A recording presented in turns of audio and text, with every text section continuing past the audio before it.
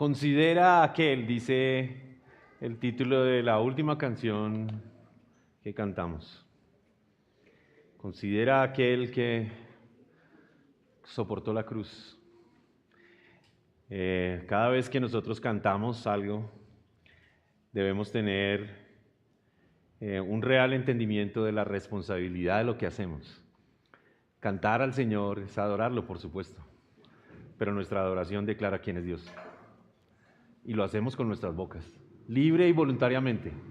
Así que gloria a Dios, hermanos, por este cántico que nos recuerda a quién hemos venido a adorar. Y quisiera introducir este sermón acerca del Salmo 30, un salmo de David, contándole la siguiente historia, mi querido hermano. Un hombre de nombre David Foster Wallace fue conocido como poeta y escritor, es muy contemporáneo. Tal vez una de las razones para que fuese muy reconocido en los Estados Unidos no fue alguno de sus libros, sino fue un discurso que dio en la ceremonia de graduación de una prestigiosa universidad en los Estados Unidos que lleva por nombre Kenyon College. Esto fue en el año 2005. Su discurso tiene una particular muestra de la lucha del ateísmo y la adoración. En su discurso, él habló de manera profunda acerca de este tema, el ateísmo y la adoración. Dijo lo siguiente, y voy a leerlo literalmente de la traducción del discurso. En las trincheras del día a día de la vida de un adulto no existe el ateísmo. No hay tal cosa como el no adorar. Todo el mundo adora. Y quizá la única razón por la que debamos cuidarnos al elegir qué adorar es que cualquier camino espiritual, sea lo que sea que elijamos, nos devorará vivos. Si eligen adorar al dinero y los bienes materiales, nunca tendrán suficiente. Si eligen su cuerpo, la belleza y ser atractivos, siempre se van a ver feos. Y cuando el tiempo y la edad se manifiesten, padecerán 1.000.000 de muertes antes de que al fin se les entierre. Si eligen adorar el poder, terminarán volviéndose débiles y necesitarán cada día más poder para no creerse amenazados por los demás. Si eligen adorar su intelecto, serán reconocidos como inteligentes, terminarán sintiéndose estúpidos, un fraude, siempre al borde de ser descubiertos. Aunque este hombre era un ateo, se hacía llamar agnóstico, sus palabras resuenan con mucha verdad entre nosotros. Elegir qué adoramos es una cuestión de vida o muerte. Elegir qué adoramos es algo fundamental. Este hombre, Foster Wallace, así lo entendió. Y tristemente, 2 años después de pronunciar este discurso y después de librar una batalla contra la depresión, se quitó la vida. Seguramente sin haber elegido qué adorar. Hermanos, todo el mundo adora. Todos adoramos algo. El reformador dice que nuestros corazones son una fábrica de ídolos. Así que, bien sea que acertadamente, como creemos nosotros, adoramos a Dios, o bien sea cualquier otra cosa, esta verdad nos lleva a buscar la respuesta a la pregunta: ¿cuál es la razón por la que arden en adoración nuestros corazones? ¿Cuál es la razón por la que arden nuestros corazones en adoración? Y le pido que me acompañe, hermano, al Salmo 30. para que al leerlo podamos ir a lo profundo de la declaración de David y entender cuál es la razón por la que nuestros corazones arden en adoración. Dice el rey David en el Salmo 30, te ensalzaré, oh Señor, porque me has elevado y no has permitido que mis enemigos se rían de mí. Oh Señor Dios mío, a ti pedí auxilio y me sanaste. Oh Señor, has sacado mi alma del Seol, me has guardado con vida para que no descienda al sepulcro. Canten alabanzas al Señor, ustedes sus santos, y alaben su santo nombre. Porque su ira es solo por un momento, pero su favor es por toda una vida. El llanto puede durar toda la noche, pero a la mañana vendrá el grito de alegría. En cuanto a mí, en mi prosperidad dije, jamás seré conmovido.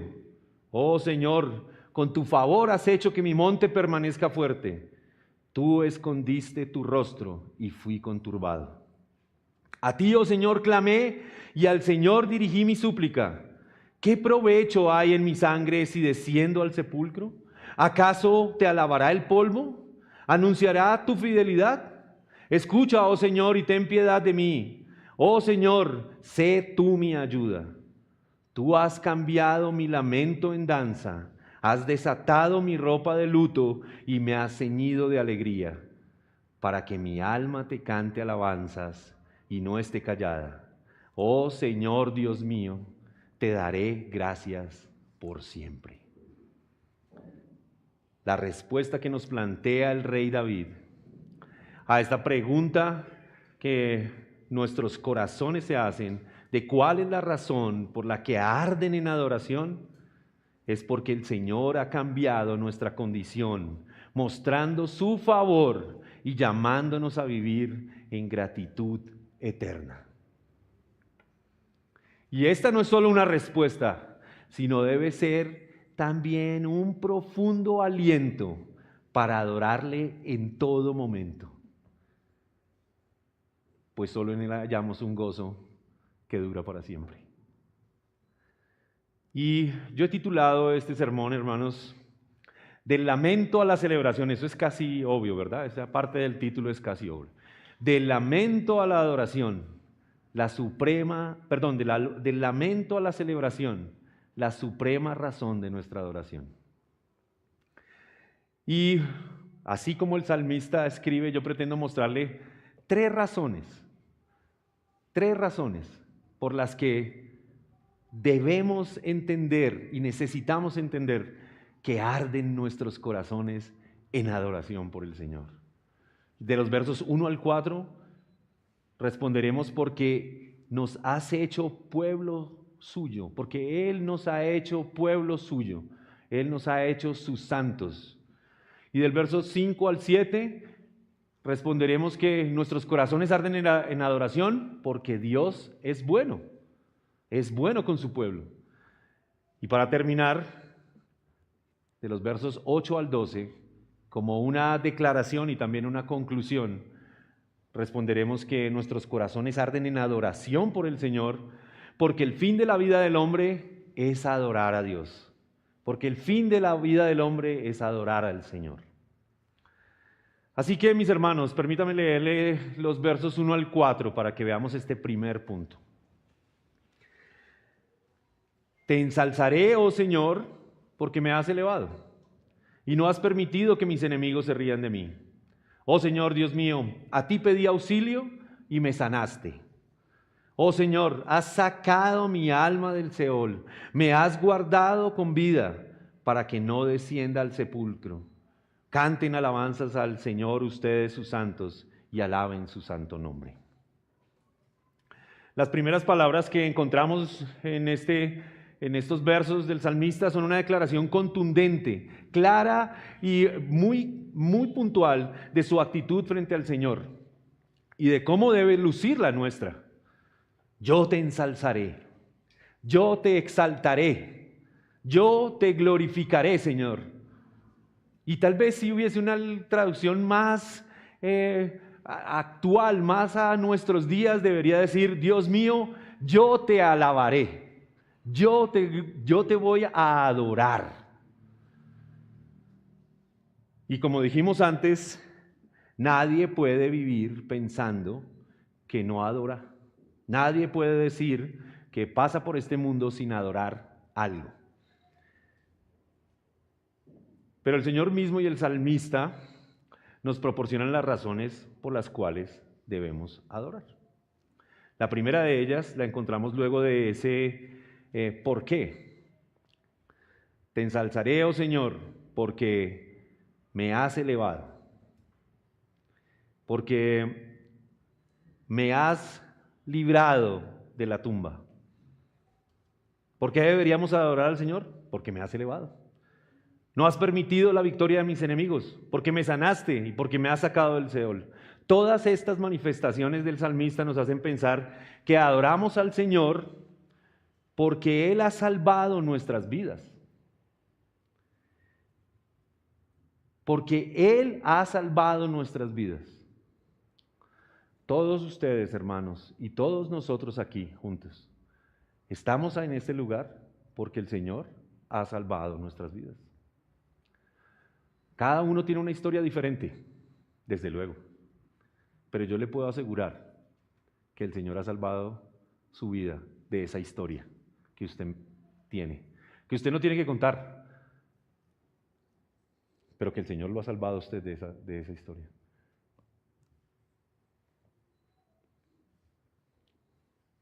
Pero al pensar un poco en nuestra historia, en la historia de cada uno, y al haber leído Primera de Crónicas y ver la historia de David, porque esa historia se relaciona directamente con este salmo,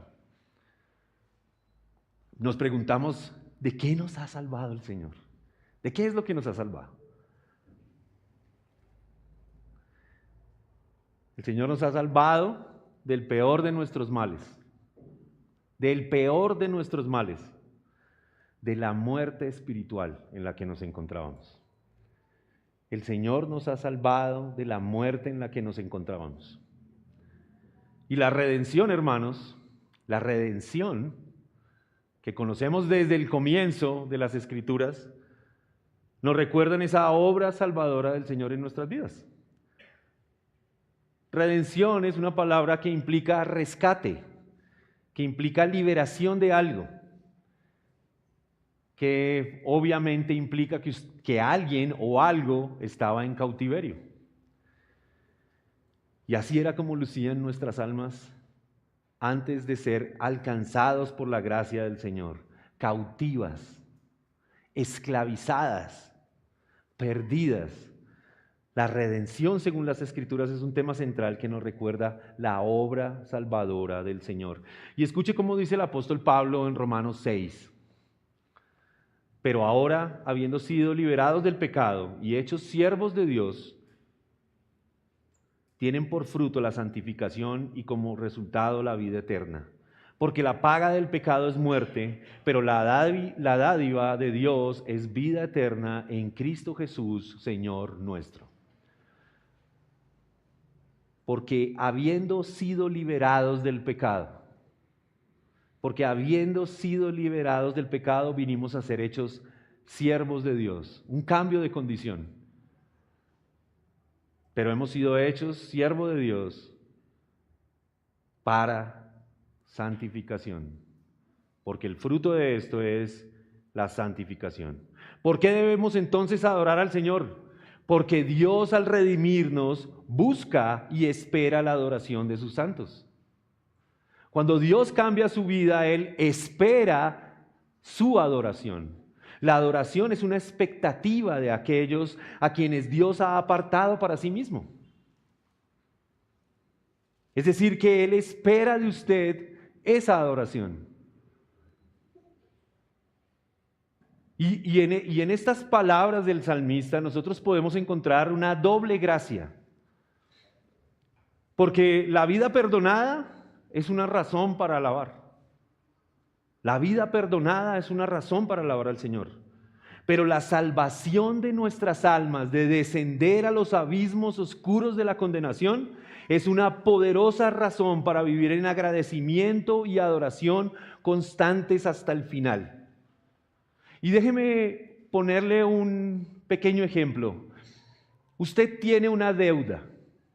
Usted adquiere una deuda con alguien o con alguna institución. Y usted hace un compromiso de pagar esa deuda. Pero lastimosamente usted incumple el compromiso. Así estábamos nosotros. No podíamos pagar, no teníamos con qué pagar esa deuda. Pero teníamos una deuda, porque habíamos infringido la ley contra el Señor. Habíamos pecado en su contra y teníamos una deuda, y aún así, teniendo un compromiso, no podíamos pagarla. Pero ¿sabe qué es lo que dice el salmista que hace el Señor? No solamente le perdona a usted por fallar en su compromiso de pagar esa deuda, sino que le perdona toda la deuda. Y esa es la razón por la que consideramos que debemos adorar al Señor y que hay una doble gracia ahí. No solamente es perdonada su falla al no pagar, sino que toda la deuda le ha sido perdonada. Nuestra adoración responde al enorme pago con el que hemos sido salvados. Dice A.W. Pink, la adoración es la adoración de un pueblo redimido, ocupado en Dios mismo. La adoración es el pueblo ocupado en Dios mismo. Si fuimos apartados por Dios, ha sido para comprometernos a la adoración a Dios con toda nuestra vida. Nuestra adoración debe ser un eco de la voz de amor de Dios por los suyos. Nuestra adoración debe ser una respuesta recíproca y proporcional al precio pagado. ¿Usted ha pensado cuál es el precio que se pagó por usted? La Biblia lo dice, un alto precio, un precio de sangre. Y el salmista sabe que esta adoración, debe lucir también en un sentido como una expresión externa. La adoración, en un sentido, debe lucir como una expresión externa.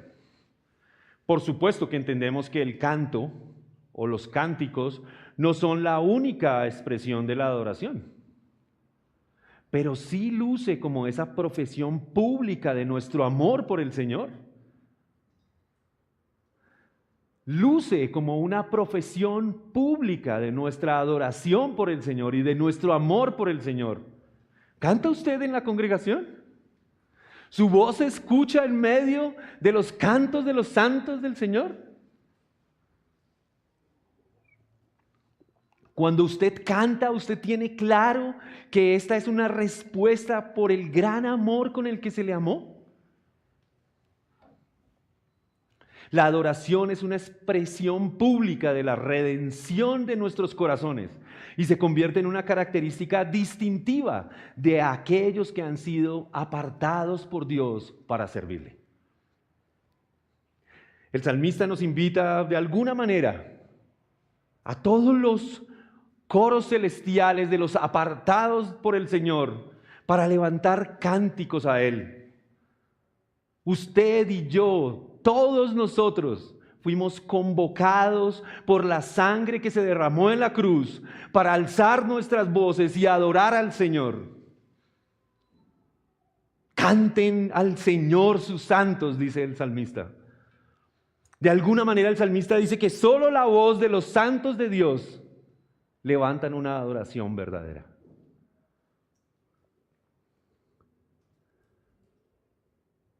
Y esa adoración se eleva hasta el cielo y le agrada al Señor. Dice otro hombre con iniciales AW, pero esta vez AW Tozer. Dice, somos salvos para adorar a Dios. Todo lo que Cristo ha hecho por nosotros en el pasado y todo lo que está haciendo ahora conduce a ese único fin. Hemos sido salvados por Dios para adorarle. Y hay una paráfrasis del Salmo 100 que todos deberíamos recordar en este momento. Habitantes de toda la tierra, griten con todas sus fuerzas, ¡viva Dios! Adórenlo con alegría, vengan a su templo lanzando gritos de felicidad, reconozcan que Él es Dios, que Él nos hizo y somos suyos. Nosotros somos su pueblo. Él es nuestro pastor y nosotros somos su rebaño. Gloria a Dios, hermano. Esta es una invitación a reconocer que la adoración es la respuesta del corazón de un hombre que ha sido redimido por el Señor. La adoración actúa de alguna manera, hermanos, como un espejo, como un espejo donde el reflejo no es solo el rostro exterior. La adoración actúa como un espejo que muestra o que trae la manifestación interna de un corazón redimido. La adoración es como el reflejo en ese espejo, es una expresión pública de la transformación interna. Es como si cada acto de adoración fuera una mirada profunda en este espejo y nos mostrara y le mostrara a todo el mundo quién ha pagado el precio por ti. Y eso solo se ve en el corazón. Pero la adoración es la respuesta externa a ello, la imagen externa de ello. Así que la primera razón que vemos en el Salmo para entender por qué nuestros corazones deben arder y arden en adoración por el Señor es porque el Señor nos ha redimido y ahora somos suyos, somos sus santos y por eso respondemos en adoración. Pero el salmista no se queda ahí. Y entonces dice, versos 5 al 9. Porque su ira es solo por un momento, pero su favor es por toda una vida. El llanto puede durar toda la noche, pero a la mañana vendrá el grito de alegría. En cuanto a mí, en mi prosperidad dije, no, jamás seré conmovido. Oh Señor, con tu favor has hecho que mi monte permanezca fuerte. Tú escondiste tu rostro y fui conturbado. A ti, oh Señor, clamé, y al Señor dirigí mi súplica. ¿Qué provecho hay en mi sangre si desciendo al sepulcro? ¿Acaso te alabará el polvo? ¿Anunciará tu fidelidad? ¿Cuál es la razón por la que arden nuestros corazones en adoración? Porque el Señor ha cambiado nuestra condición. Porque Él ha mostrado su favor, llamándonos a vivir en gratitud eterna. Y la razón más que suma el salmista es porque Dios es bueno y es bueno con su pueblo. El salmista continúa esta declaración y en su acción de gracias al Señor nos da otra poderosa razón para adorar al Padre. Porque su ira es por solo un momento, pero su favor es por toda una vida. El llanto puede durar toda la noche, pero a la mañana vendrá el grito de alegría.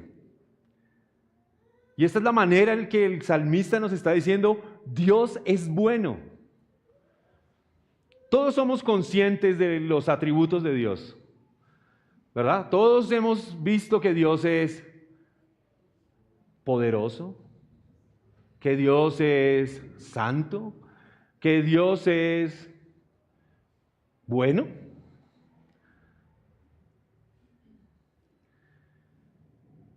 Pero uno de esos atributos que a veces es ignorado y pasado por alto por nosotros es que Dios está airado, tiene una ira santa. A causa de esa santidad que conocemos de Dios, Dios está airado. Él tiene una ira que se levanta en contra del pecado. Y la ira de Dios, hermanos, debe ser entendida como la más pura expresión de amor por la santidad. La ira de Dios es la más pura expresión de Dios de amor por la santidad. Es porque Dios ama apasionadamente estos atributos que Él reacciona con ira hacia cualquier cosa y hacia cualquier persona que los contamina, que los corrompe, ¿verdad? es porque Dios ama la santidad, la verdad y la justicia. Y la ama de tal manera que cuando alguien la corrompe o cuando alguien la contamina, Dios siente una ira santa en contra de esa acción, pero también en contra de esas personas. Y J.I. Packer explica en uno de los libros tal vez más conocidos entre nosotros y también uno de los más hermosos libros acerca de los atributos de Dios, el conocimiento del Dios Santo, cómo debe entenderse la ira de Dios. Y dice de la siguiente manera: ¿podría un Dios que sintiese placer tanto con el mal como con el bien ser un buen Dios? ¿Sería un Dios que no reaccione negativamente al mal en el mundo moralmente perfecto? Seguramente no, es la respuesta a esas preguntas. Por eso precisamente es que esta reacción adversa al mal es una parte necesaria de la perfección moral. Y es lo que la Biblia tiene en mente cuando se habla de la ira de Dios. Lo que sucede en el Salmo es que David recuerda su actitud reprobada al orgullosamente confiar en su prosperidad más que en el Señor. Y él lo manifiesta en una declaración, ¿verdad? Dice: jamás seré conmovido. En mi prosperidad jamás seré conmovido. El rey David cayó en aquella advertencia que tenemos todos nosotros de no olvidarnos del Señor. Y es que esta es una grave y común falta entre nosotros. Nuestros corazones rápidamente son conducidos por la seducción de las cosas materiales y la seguridad que nos proporcionan a olvidar la gracia del Señor. Y casi como una advertencia, debemos recordar, mis hermanos, como seguramente lo hizo el rey David, que la paga de tal actitud es encender la ira de Dios. Porque cuando el hombre confía en sí mismo y en las riquezas de este mundo, cuando su corazón es seducido por la prosperidad de este mundo y se olvida del Señor y se aparta del Señor, entonces la ira del Señor se enciende. Y sucede y acontece algo que describe el rey David, que es espantoso solo pensarlo. Horroroso debe ser para nosotros pensar que la respuesta sea: tú escondiste tu rostro. No se necesitan golpes. Incluso no se necesitaría la enfermedad si el Señor apartara el rostro de nosotros. No hay nada que nos pueda causar más terror, más angustia, que pensar que Dios ha escondido su rostro de nosotros. No hay nada más difícil para un hijo. Usted que es padre, sabe que no hay nada más difícil para un hijo, más allá de un castigo, que su padre le ignore, que su padre no le responda, que él voltee su rostro e ignore a su hijo. Eso es duro, más duro que todos los golpes. Y así pasa, mis hermanos, dice el rey David, cuando nosotros orgullosamente confiamos en nosotros y no en el Señor. Y la declaración del salmista es necesaria. Es necesario que nosotros veamos la ira de Dios en su justo juicio y que comprendamos cómo actúa Dios, para que así también podamos comprender su misericordia. Porque al comprender su ira entendemos su misericordia y la apreciamos de mejor forma. Así que el salmista nos enfrenta primero a la ira de Dios contra nuestro pecado. Horrenda cosa es caer en las manos de un Dios vivo. Y después hace el contraste y nos recuerda su bondad. Y así nos muestra la gloria incorruptible de Dios. Dice entonces el salmista: sí, la ira de Dios dura un momento, La ira de Dios es por un momento, pero su favor es por toda una vida. Mis hermanos, así como podemos estar seguros de que Dios muestra su ira a causa de nuestro pecado, debemos estar seguros de que Él muestra su amor al cambiar el amargo llanto de la noche por el gozo dulce de la mañana. Debemos estar seguros de que Dios muestra su ira contra el pecado, pero también de que Él muestra su amor y su misericordia. Así como el sol inevitablemente está oculto tras la noche, en la mañana emerge y revela un nuevo día lleno de luz y de esperanza. De manera similar, nosotros podemos estar seguros de que tras la oscuridad del pecado, la gracia divina se levanta, transformando nuestro llanto amargo en el dulce gozo de la redención. Y esa es la experiencia de todos nosotros. Y esa es una razón maravillosa para estar alegres.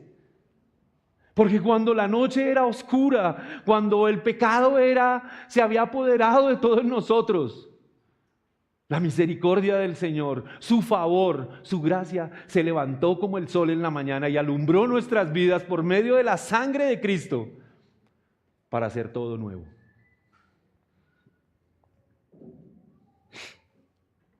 ¿Cuál es la razón por la que deben arder nuestros corazones en adoración? Podemos responder que debemos adorar a Dios, de tal manera porque Dios es bueno con su pueblo. Porque yo no sé si usted cree que lo que ha hecho Dios es una obligación. Dios extendió su bondad y su gracia y su favor. ¿Y sabe qué? Y Dios la sigue extendiendo una y otra vez. Porque ¿hasta cuándo dura esa gracia y ese favor de Dios?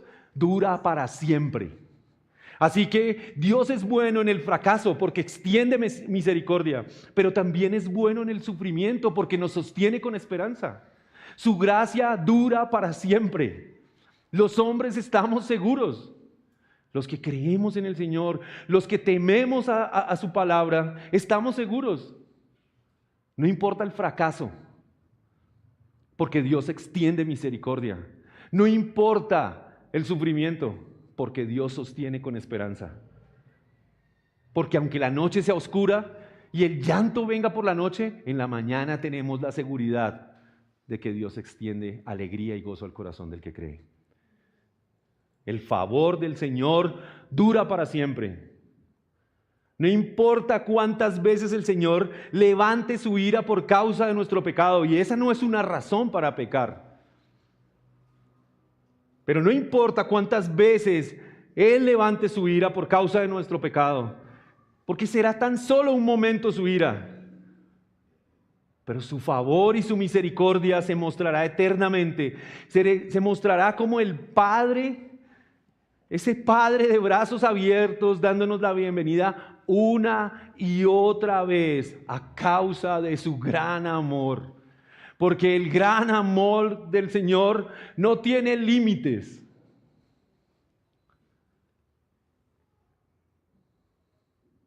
Y esto debe ser de profundo ánimo para nosotros, hermanos, en medio de nuestra lucha diaria, en medio de nuestra lucha con ese remanente de pecado, en medio de la lucha con el sufrimiento que tenemos en este mundo. Dice Lucas 15, versos 20 al 24, ese reconocimiento de ese hijo pródigo. Y levantándose vino a su padre, y cuando estaba lejos lo vio su padre y fue movido a misericordia y corrió y se echó sobre su cuello y lo besó. Y el hijo le dijo: Padre, he pecado contra el cielo y contra ti, y ya no soy digno de ser llamado tu hijo. Pero el padre dijo a sus siervos: sacad el mejor vestido, vestidle y poned un niño en su mano y calzado en sus pies, y traed el becerro más gordo y mátenlo, y comamos y hagamos fiesta, porque mi hijo muerto era y ha revivido. Se había perdido y es hallado. Y comenzaron todos a regocijarse. Hermanos, hay una razón poderosa para adorar al Señor. Él ha cambiado toda nuestra condición. Así como lo dice en boca de nuestro Señor y Salvador. El que se había perdido es hallado. El que estaba muerto ha revivido.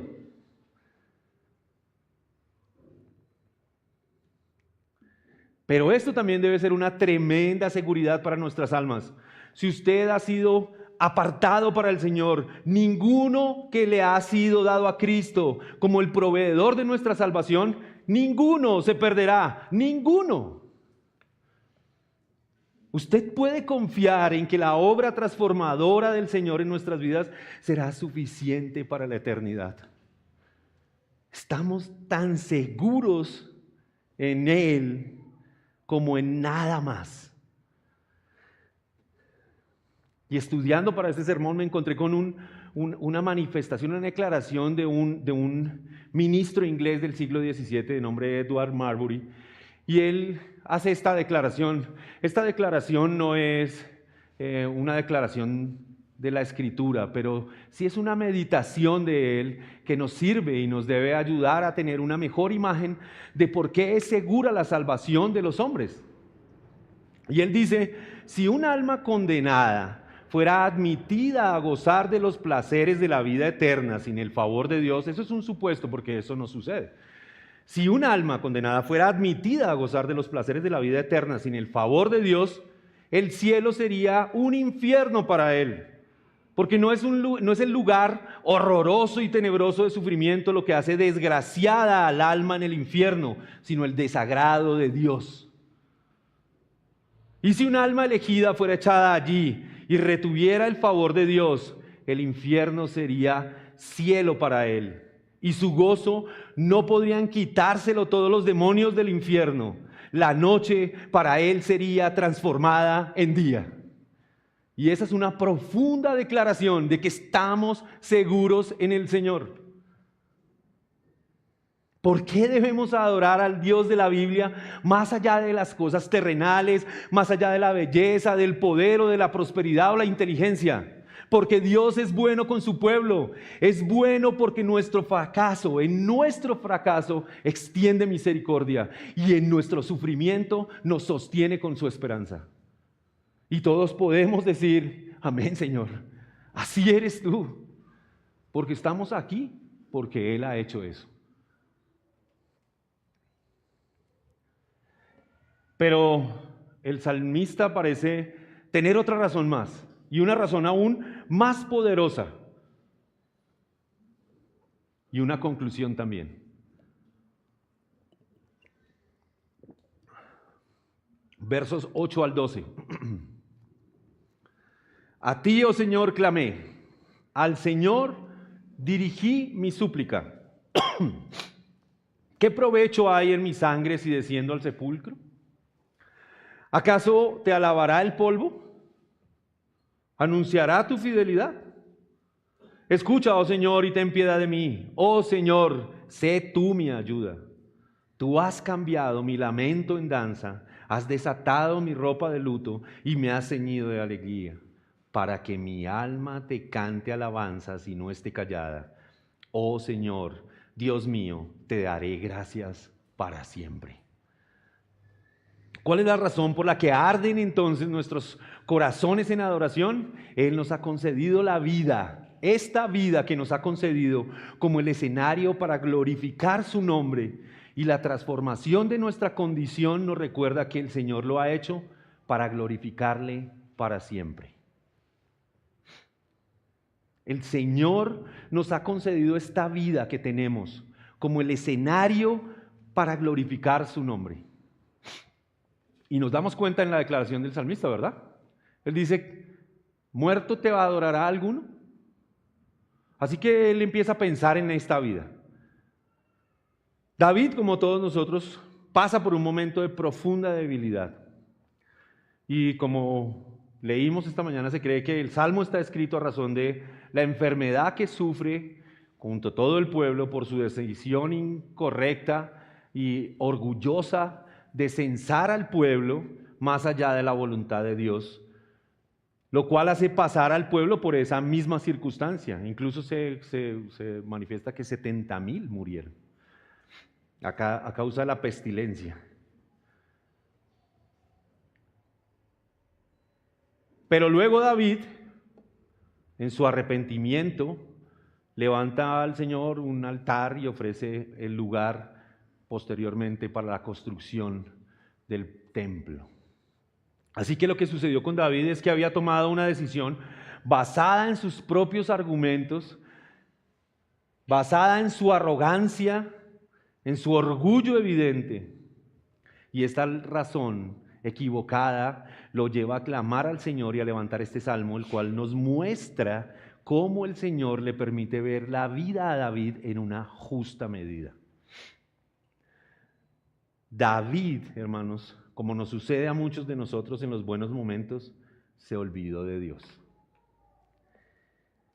Se olvidó y pensó que el significado de su vida se hallaba en su prosperidad, en los cientos de miles de guerreros que podrían levantar la espada. Ese corazón orgulloso fue seducido por la apariencia de la prosperidad y él mismo fue encaminado a hacer algo que el Señor no le había mandado. Él llegó a pensar que todo esto que había construido era en su propia fuerza. Y tal fue la ofensa que dice el salmista, y el Señor apartó su rostro y yo fui conturbado. David se sintió morir. Y entonces, cuando los momentos son difíciles, David, como todos nosotros, viene al Señor. Y viene el Señor en oración. Y cuestiona a Dios en su clamor. Y permítame decirle algo, yo no creo que sea negativa la oración que levantó David, el clamor que levantó David. Muchas veces hemos visto en las oraciones de los salmistas que se levantan estas preguntas como, no como inquiriendo a Dios, sino como cuestionando algunas de las cosas para que el Señor sea quien aclare. ¿Hasta cuándo, oh Señor? ¿Hasta cuándo? Dice Asaf en sus salmos. Y ahora David le dice, ¿qué provecho hay en mi sangre si desciendo al sepulcro? David cuestiona de alguna manera en su clamor, ¿cómo puedo cumplir mi propósito si muero? ¿Cuál es el fin principal entonces de todos estos santos hombres si desaparecen de este mundo? Y el Señor le concede a David ser librado de la muerte y de la burla de sus perseguidores o de descender al Seol, y como nos respondería el catecismo, entonces la respuesta de cuál es el fin de la vida y el fin principal del hombre, glorificar a Dios y disfrutar de Él para siempre. Este cuestionamiento del salmista de este verso 9 no tiene otra razón más que mostrarnos cuál es el propósito de la vida. ¿Tenemos esta vida para qué? ¿Para qué se nos ha concedido? Para que mi alma te cante alabanzas y no esté callada. Oh Señor Dios mío, para darte gracias por siempre. Debemos tener cuidado de ser seducidos por la prosperidad, porque obra en nuestros corazones para llevarnos a olvidar cuál es el propósito de nuestra vida. Puede hacer que nuestros ojos se pongan sobre la adulación, sobre la riqueza, sobre la belleza, sobre el poder. Puede ser que los ojos se pongan sobre cualquiera de estas cosas menos sobre el Señor. Y como decía este hombre, David Foster Wallace, ten cuidado, porque eso que adoras te va a comer vivo.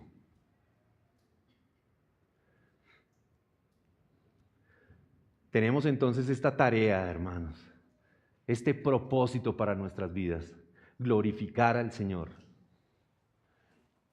Glorificar al Señor es el propósito, el fin principal del hombre. ¿Pero qué es glorificar a Dios? ¿Y cómo hacerlo? Y esa es una pregunta que debe de tener constantemente el hombre en su mente, ¿verdad? El versículo 8, el salmista dice: a ti, Señor, he clamado, al Señor he suplicado. Glorificar a Dios, hemos dicho, comienza entonces con el reconocimiento de nuestra dependencia a Él. Al buscarlo en oración, en súplicas, al buscar su ayuda, reconocemos que Él es nuestra fuente de auxilio y salvación. También podemos decir que el salmista entiende que reflejamos la gloria o glorificamos a Dios cuando expresamos acción de gracias por las obras redentoras y transformadoras que Él realiza en nuestra vida. Así que reconocemos cómo Él cambia nuestro lamento en gozo y nos llena de gratitud. Y en esto glorificamos a Dios. Cuando usted está agradecido y lo manifiesta públicamente por medio de su adoración, usted glorifica a Dios. Y esto no es algo temporal, este es un compromiso continuo y eterno de reconocer su grandeza y expresar gratitud por su obra en nuestras vidas, dice el salmista. ¿Para qué, Señor? Para darte gracias toda la vida. Pero entonces, ¿cómo hemos de hacerlo? ¿Cómo hemos prácticamente de glorificar al Señor? Porque este salmo además tiene algo, o nos apunta a algo muy práctico. Y al leer las palabras de Jesús a sus discípulos en esos capítulos finales del Evangelio de Juan, resuena y debe resonar en nuestros corazones la declaración del Señor: en esto es glorificado mi Padre. Juan 15, verso 8. En esto es glorificado mi Padre, en que den mucho fruto y así prueben que son mis discípulos. ¿Qué necesitamos para dar mucho fruto? Porque glorificar al Señor es llevar mucho fruto. ¿Qué debemos hacer para llevar mucho fruto? Y está claro, si usted va unos capítulos más atrás, ¿qué debemos hacer? Debemos morir. Debemos morir. Porque lo que pasa a un grano de semilla cuando cae a la tierra es que muere. Y si no muere, no dará fruto. ¿Para qué morimos? Para dar fruto. Así que para darle la gloria a Dios debemos morir a nosotros mismos. Debemos morir a nuestra propia opinión. Debemos morir a nuestros propios pensamientos y deseos para vivir, para obedecerle y servirle. Y esa forma de vida provoca que nosotros demos la gloria a Dios. Necesitamos morir a nosotros mismos, así como David necesitó morir a esa vana decisión de hacer algo que el Señor no le había mandado para entender que era su vida para la gloria de Dios. Así nosotros necesitamos morir a nosotros mismos y a nuestra manera de pensar para obedecer al Señor y glorificarle en nuestras vidas. Qué oración tan sutil está el salmista, pero tan útil y productiva. Oh Señor, a ti clamo. Oh Señor, te suplico, te imploro, oh Señor, que tú me ayudes. Que me ayudes a entender que para mi vida lo mejor, Señor, es que yo muera a mí mismo. Que para glorificarte necesito morir. Ayúdame, Señor, sé tú mi favor y ayúdame a morir a mí mismo para vivir a ti. Y esta debe ser la oración de todos los hombres, los que sufren, a quienes se les ha salvado la vida, a quienes se les ha perdonado. Y así como el que sirve en diversas tareas debe orar, ayúdame, Señor, a morir a mí mismo. Y es aquí donde el salmista le atribuye esta gracia al poder de Cristo mismo. Porque ¿quién puede transformar el corazón de los hombres? Porque tú, oh Señor, has cambiado mi lamento en danza. Porque tú, oh Señor, has desatado mi ropa de luto y me has ceñido de alegría.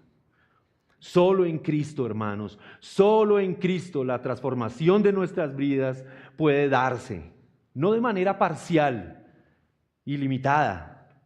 Cristo vino a este mundo a ofrecerse como un sacrificio único y suficiente para que el hombre a quien la fe de su evangelio ha tocado pase de muerte a vida, para que pase de la oscuridad y las tinieblas a la claridad y a la luz admirable, para que pase del llanto al gozo, para que pase de la tristeza a la alegría, de la esclavitud a la libertad, del engaño del error a la verdad. Cristo mismo, hermanos, es en quien podemos estar seguros. Los que en otro tiempo no teníamos seguridad, ahora en Él estamos seguros. Los que no éramos pueblo, ahora somos ovejas de su prado, pueblo suyo somos, comprados para Él.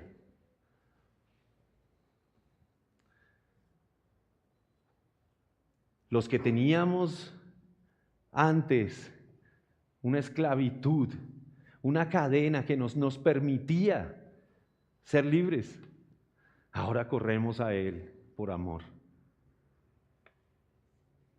Los que no teníamos la ley, ahora tenemos promesas. Los que en otro tiempo no teníamos propósito, ahora en Cristo vivimos para su gloria. ¿Qué podemos concluir entonces, hermanos? Necesitamos reconocer nuestra identidad como un pueblo santo de Dios. Necesitamos reconocer esa identidad que tenemos en Cristo como un pueblo apartado para Dios, como un pueblo apartado para glorificar el nombre del Señor. La adoración no es solo un acto, es una expresión de quienes somos en Cristo. Adoramos como un pueblo redimido y santificado. Esa es nuestra identidad. Pero también debe ser esta una invitación a cultivar una confianza profunda en la bondad de Dios. El Señor nos recuerda por medio de esto que en momentos difíciles es Dios el que cambia el llanto por gozo. Confiemos en la naturaleza de Dios. Él es bueno. Incluso cuando las circunstancias no lo parecen, Dios es bueno. Aprendamos a adorar a Dios más allá de las circunstancias. No limitemos nuestra adoración a la prosperidad o a la ausencia de problemas. Adoremos a un Dios bueno independientemente de las circunstancias.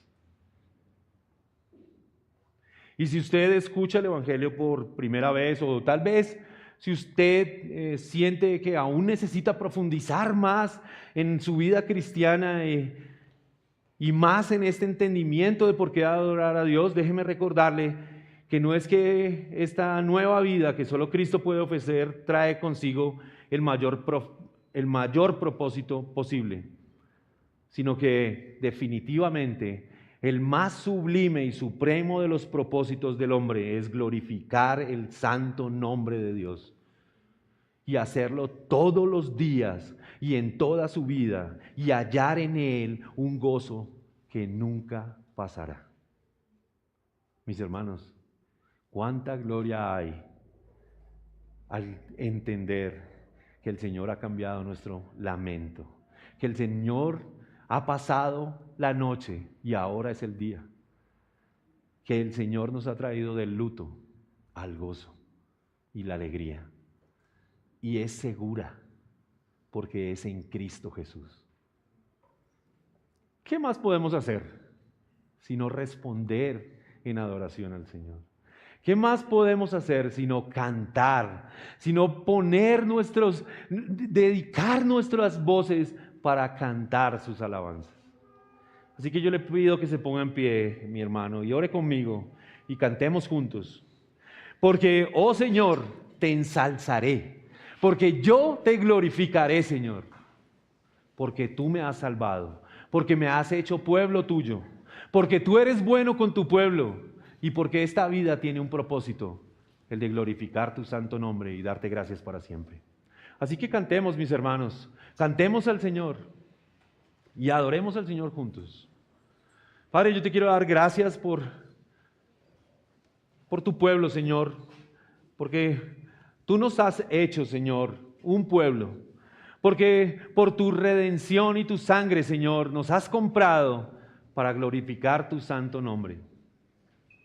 Oh Señor, gracias, Dios mío, porque en ti podemos esperar, Señor, porque nuestras almas pueden esperar en ti, Señor, confiadamente, porque tú has cambiado, Señor, nuestro lamento, porque tú, Señor, has transformado nuestros corazones, porque nos has traído de la muerte, Señor, a la vida. Y todo esto, Señor, lo has hecho para que tu nombre sea exaltado, Dios. Ayúdanos, Señor, a vivir con esta esperanza todos los días, Señor. A entender, Dios mío, que tú has salvado del Seol, Señor, nuestras almas para que cantemos tus alabanzas y glorifiquemos tu santo nombre para toda la vida, Señor. ¿Qué otro propósito más sublime podríamos tener, Señor, que cantar y alabar tu santo nombre? A ti sea la gloria, Señor, en el nombre de Cristo Jesús. Mis hermanos,